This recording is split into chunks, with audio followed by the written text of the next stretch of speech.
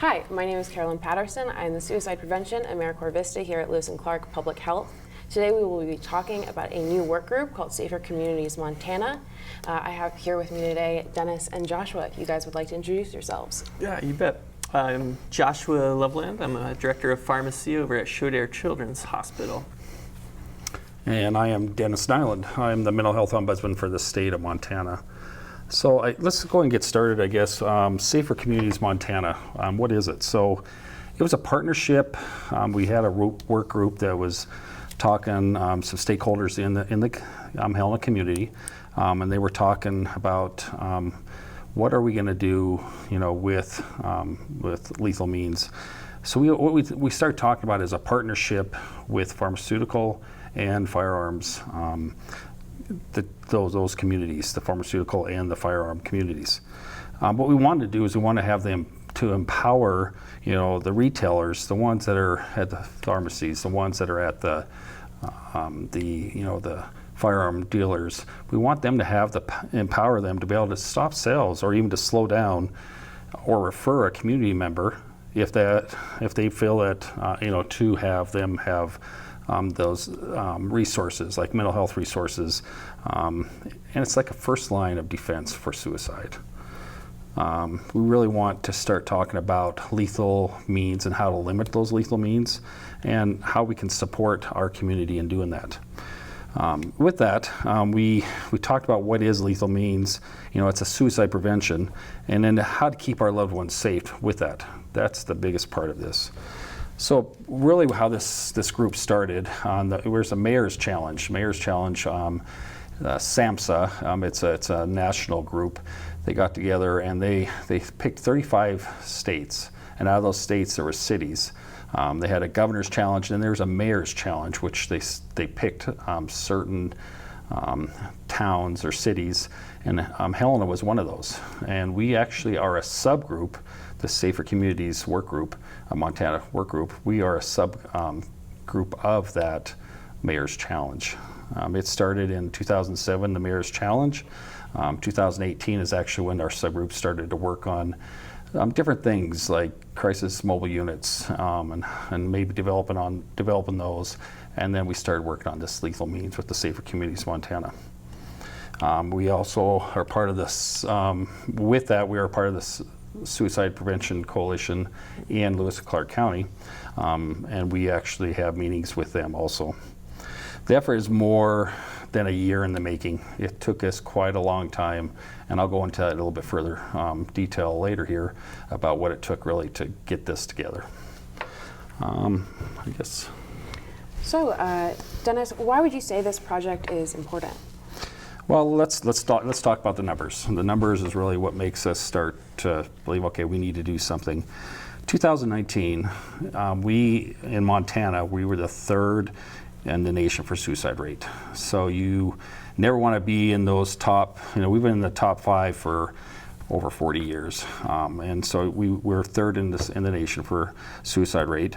Overdose is the most common means of attempt with suicide. Nationally, 70 to 90% of suicide attempts are by overdose.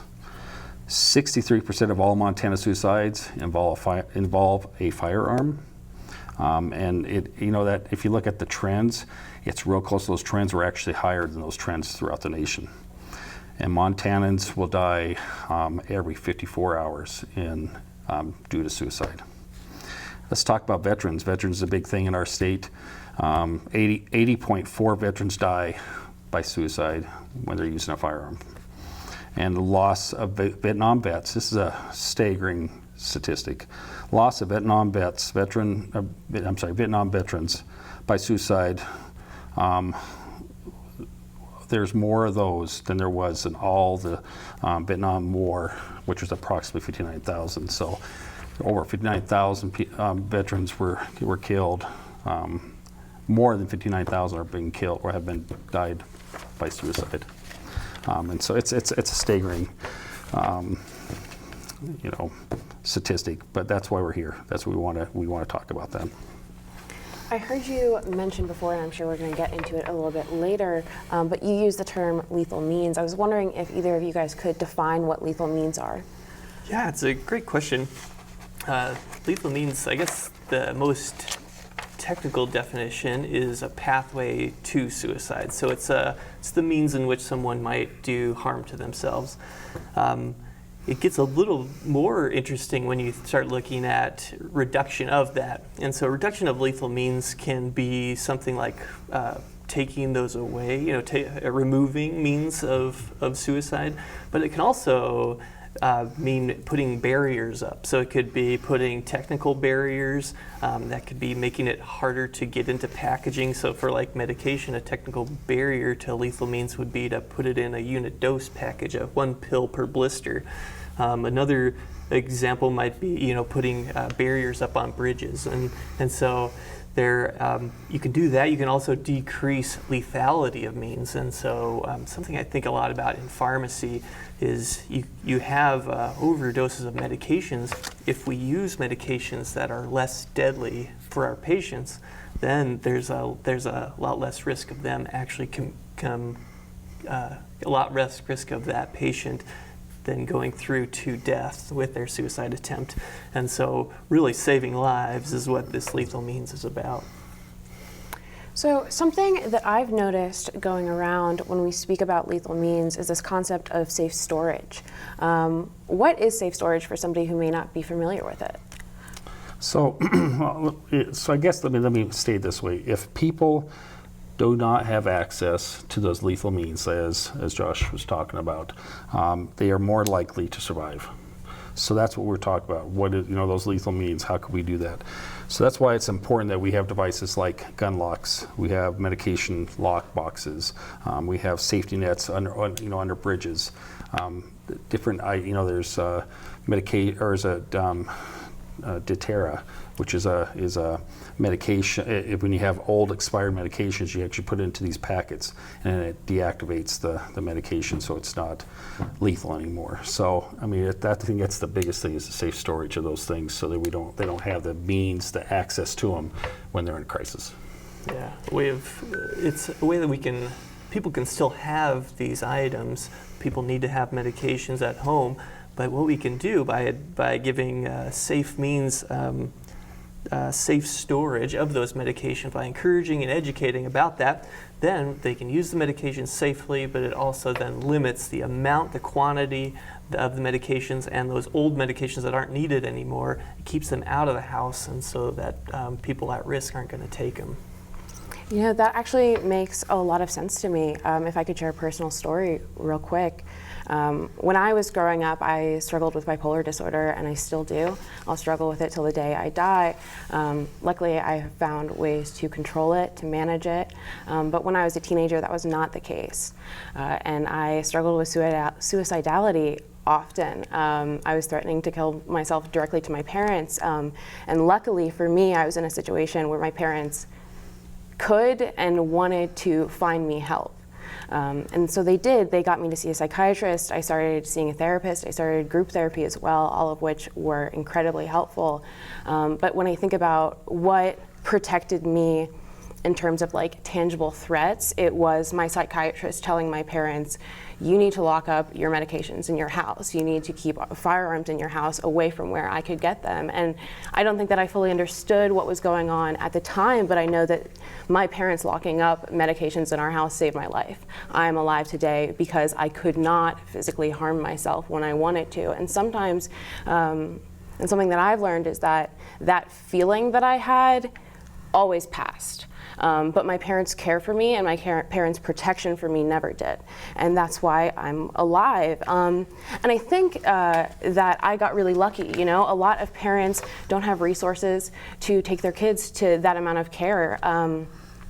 But I also don't think that my parents would have known to take that protective step had they not learned about it, had my psychiatrist not told them, which is why I think educating on safe storage is so crucial. And I also think about how safe storage looks different for a lot of different people. For me, safe storage was safe storage of medications. That was what I had planned to use to threaten my own life. But for my father, that was very different, you know? And we see that in larger rates too. Men are more likely to die by suicide using a firearm than women are. Women are more likely to attempt suicide. But they're also more likely to use medications, which are less lethal. And for my dad, it didn't matter if we had Tylenol in the house at all. He owned a gun. And it was precisely the education he received from my psychiatrist about me that allowed him to see with himself, I'm not safe with this around. And so my dad ended up giving away his firearm, and that's why I have my father today. And I'm so grateful for that, and I'm grateful that we received that education because I was not seeing organizations like this when I was like 15. My dad had never heard of this when I was 15. So it's great to be part of that change. And beyond just my story, there are multiple ways you can limit access to lethal means. It's not always going to look like locking up your medication. It's not always going to look like giving away your gun for eternity. We know that you can keep firearms locked in a safe or in a cabinet. You can store ammo separately from the firearm itself. You can have a trusted friend or family member hold on to your firearms or medications just for that time to pass for you to feel right again. And you can also use a combination gun lock or cable lock with somebody holding the combination or key, which brings me to say that you can get a gun lock pretty easily, especially in Lewis and Clark County. We have gun locks at the police department. You can buy a gun lock at any store where a firearm is sold, and you can also request a gun lock, combination gun lock, free of charge from Safer Communities Montana. And you can find that at www.safercommunitiesmt.org. Why did you guys get involved with Safer Community Montana? You know, it all started for me. I had actually been asked to come to the group to talk about kind of evidence-based methods of reducing medication-related suicides. Something I'm very interested in, working with people at Shodair Children's Hospital. It's definitely the #1 problem we see is suicidality in our hospital, and so it's something I'm very interested in. So I came to the group, presented some information, and I felt so strongly about what the group was doing that then I've just continued to become a member and become a part of the group. So it's been a real pleasure. Yeah, and I would say I've been working as a mental health ombudsman for almost 7 years now. Prior to that, I was in law enforcement. The biggest thing that got me going with this this subgroup that we started working on, I've been part of the subgroup prior to this. But we were actually looking, what do we want to do for our community to help with suicide and suicide prevention. And we know we have and we're going to be talking about this in a little bit later here, we're talking about the different other means of suicide prevention. But one thing we talked about was lethal means. Now we hear about lethal means and, what is lethal means? And so we actually did some research to see, okay, where in the United States, who has some, information programs about lethal means. And actually there was not a whole lot of information out there or actual program talking about lethal means with the suicide prevention. So we actually started looking into a couple of groups that kind of did a little bit of information on lethal means, had some to do with the pharmaceuticals, had to do a little bit with the firearms. And what we did is we took a little bit of things that we'd see that other people have developed, adopted some of that stuff, and then we came together as a group and made this something for Montana. We want people to understand and be educated about what is lethal means, because with that education, you have a better understanding of suicide and suicide prevention and what do you mean when we're trying to prevent suicide, but the lethal means is a big aspect of that. So that's what we did. We started we actually started this program, like I said, nothing else we could find throughout the United States. And so we're starting with a pilot program here in Helena, Lewis Clark County, and then we're gonna see where it goes from there. But I think it's a great subject matter that we're working on. Great. Joshua, you had mentioned earlier that you were doing some work with Shodair. I was wondering, what does Shodair's work on suicide prevention look like today? Yeah, it's big. It really is kind of our main mission. Our our mission is to heal, to help, and to inspire hope. And what a lot of that looks like is keeping people safe. And so one of our biggest focuses over the last couple of years is really expanding services. So many folks don't have a place to go. They don't have, it's really hard to find mental health providers in our state. Even in our county, it's better in our county than it is for our state, but it's still difficult here. And so try to improve services, make treatment more available for more people. A big thing that we've tried to do too is reduce the stigma of mental health problems by talking about it more, trying to educate our community about what it is we do. And then I think finally it's a desire to improve the care of those with suicidal thoughts. There is some real strong evidence-based treatments for that, cognitive behavioral therapy, dialectical behavioral therapy, and some medications can be helpful, especially if people have an underlying treatable disorder. And so those kind of three things are a lot of what we're doing. And then it includes something we'll talk about later, which is really identifying. So the first step is identifying people at risk. So we'll get more into that. It sounds like there are a lot of different ways that somebody can participate in preventing suicide. I was wondering, what role do firearm dealers and pharmacists play in suicide? Well, I'll say first thing is what I talked about earlier. They're the first line of defense. They're the ones that are there when someone is looking at buying a firearm, which is one of those lethal means, or if they're going to get their prescriptions and they're having some problems, or they're talking about about their medications other than just use them as the medication is intended for. So in the first line of defense, remember that we talked about that opportunity to stop or slow down a sale, and then give that individual time to actually find the help. One thing that I've heard this and we say it, we've talked about it all the time, but the time between the decision to make an attempt and the action is usually between 5 minutes to an hour. So time, if we can get that time in there and let that person who possibly is in the crisis or going into crisis has time to get through that. I think, as you said in your personal story, you had that time to, as time went on, and you were able to make that decision. Hey, you know what? I didn't really want to do that. So, yeah, the time between the attempt and the action is 5 minutes to an hour, and we're really concentrating on that. Yeah, pharmacists are in a really kind of key position that they're very front line. Often they're the most available clinicians of healthcare providers to patients. Patients will probably see a pharmacist much more often than they might see their doctor.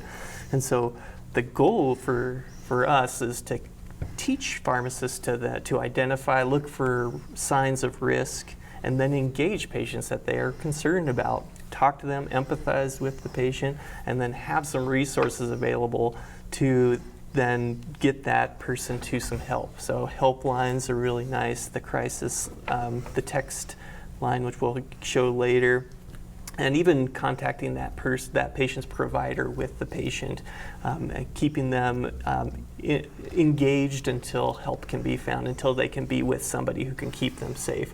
So it's really important for pharmacists to be part of this because they see patients so often. It sounds like the community really is the first line of defense. You never know when somebody's going to be struggling, but hopefully we can teach you a couple warning signs. I was wondering, what can people do to make their homes safer? Not everything is always happening right out there in the open. A lot of our mental struggles happen within like a 10 by 10 space. Yeah. So I would say, I think we need to start the conversations before the crisis comes into play. Your loved ones, your family, your friends, talking to them and talking about, okay, if I'm having a hard time or if I'm having a mental health struggle or I'm struggling, have a plan in place so that when that time comes up, you've already talked about it when there isn't a crisis and have that plan in place. I think that's the first thing, and I think that we just all need to be working on that. I think it's a hard thing that, when the crisis is there, then no one can think about all that stuff. It's if it's already pre-planned, it helps with that. That's right. I think the second thing we can do in the home is really disposing of leftover medications. It's pretty staggering when you see the number of old medications that are left in most of our homes, and those can be really dangerous. And so taking a few minutes just to go through your medicine cabinet, your drawers, pull out anything you're not using, and then dispose of it safely. You can do it with these free doTERRA drug deactivation systems, or you can do it at most pharmacies will take medications back. And so get those out of the home is a big step. Yeah, and I would say, just to add a little thing to what you said, Josh, there's actually prescription drop-off places too, and on our website, the safercommunitiesmt.org, it actually has those places in Lewis Clark County where you can drop those off too. So that's a big part of that. And then we talk about, if we want to talk about firearms, making sure they're unloaded. And then, or securing them, with a gun lock or other locking device. One thing I want to mention about that, there's always that concern about protecting your family if there's an intruder. There is quick release safes for firearms, either by fingerprint or by 1-2 digit or whatever. There's different quick release, quick access, but it's still keeping it from anybody else getting it, to use it as a lethal means. Yeah. It's that technical barrier, like introducing any kind of barrier, even if it's just a simple 2-digit technical barrier, it's very important.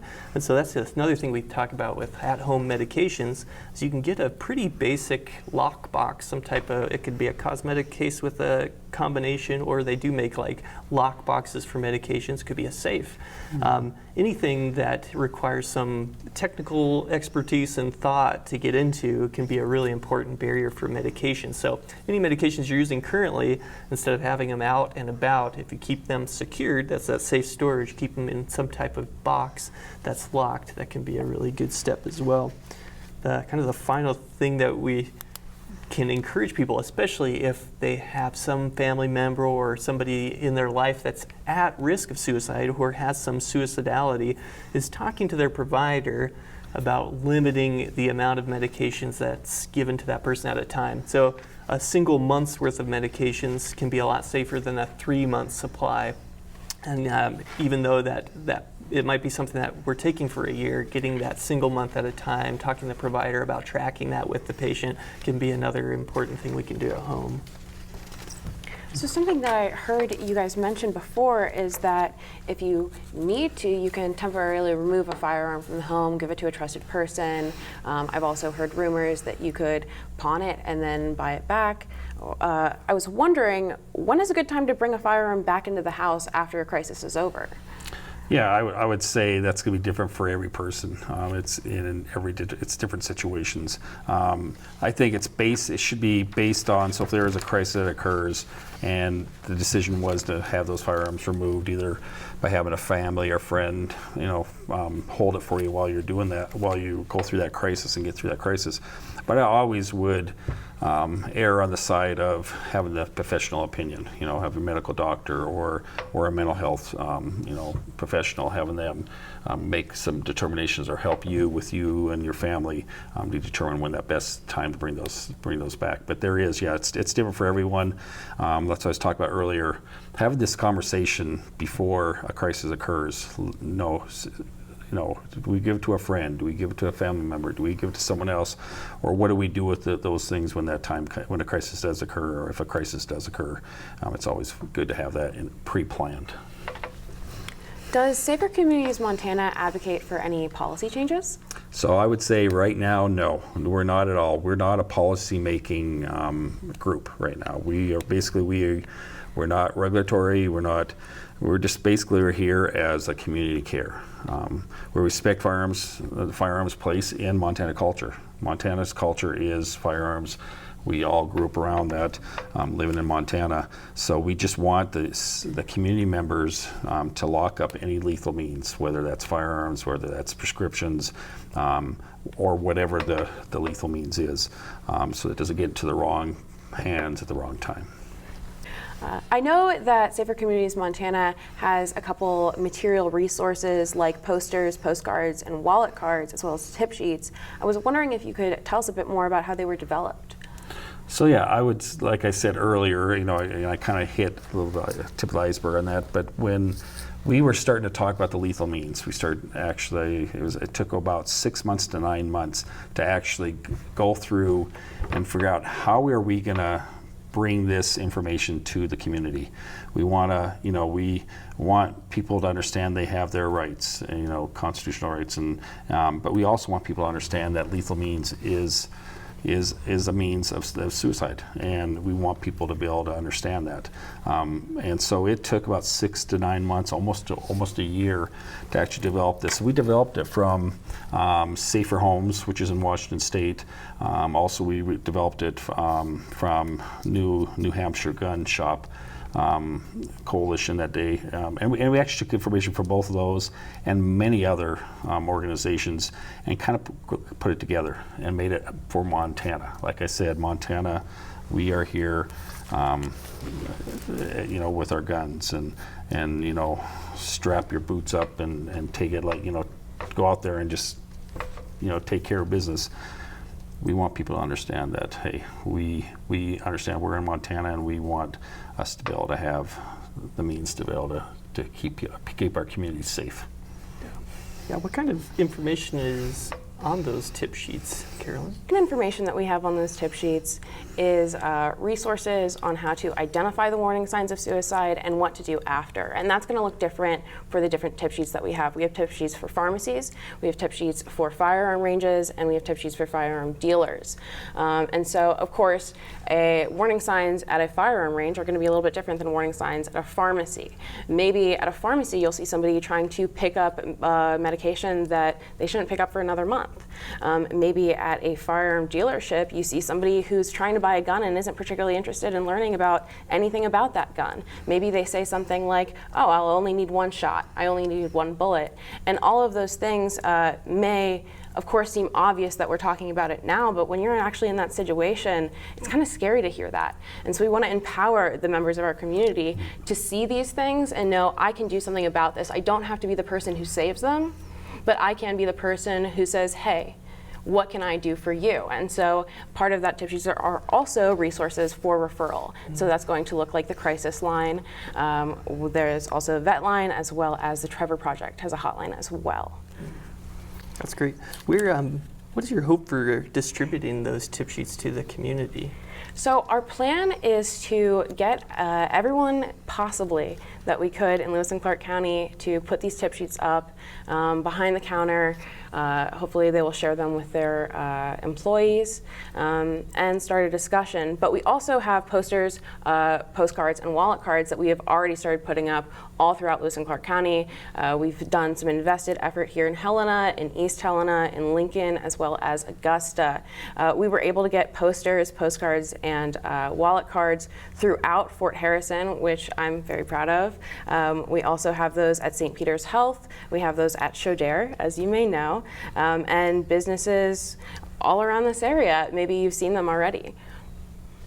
I hear that Safer Communities Montana focuses on lethal means, but isn't suicide prevention a little bit more complex than that? Suicide prevention is definitely more complex than that.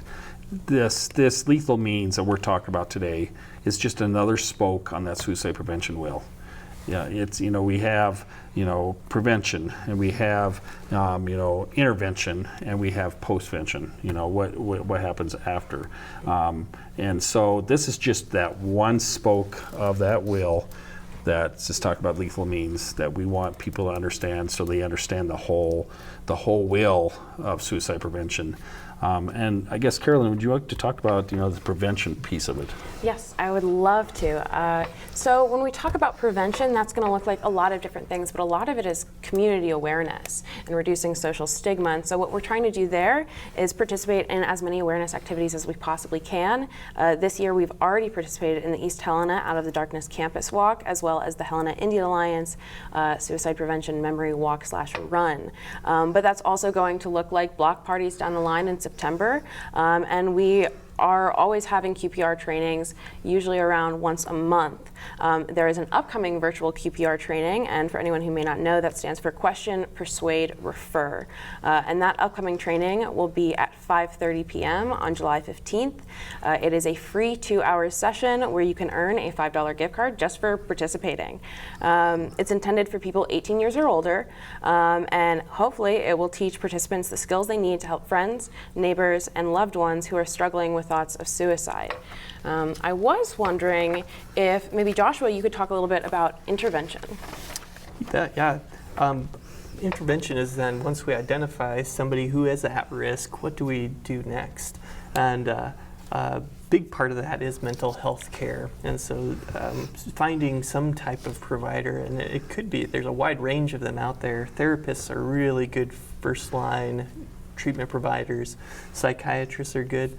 Even our primary care physicians or nurse practitioners can be a good person to include in that mental health care. And it's somebody that's going to assess and then maybe engage that person in some type of treatment for that the suicidal thoughts that they have. Second kind of big intervention that we can do is training people that are in those front lines, training medical staff, training behavioral health care staff. And a good resource for that is that Zero Suicide is the name of the group. The website is zerosuicide.edc.org.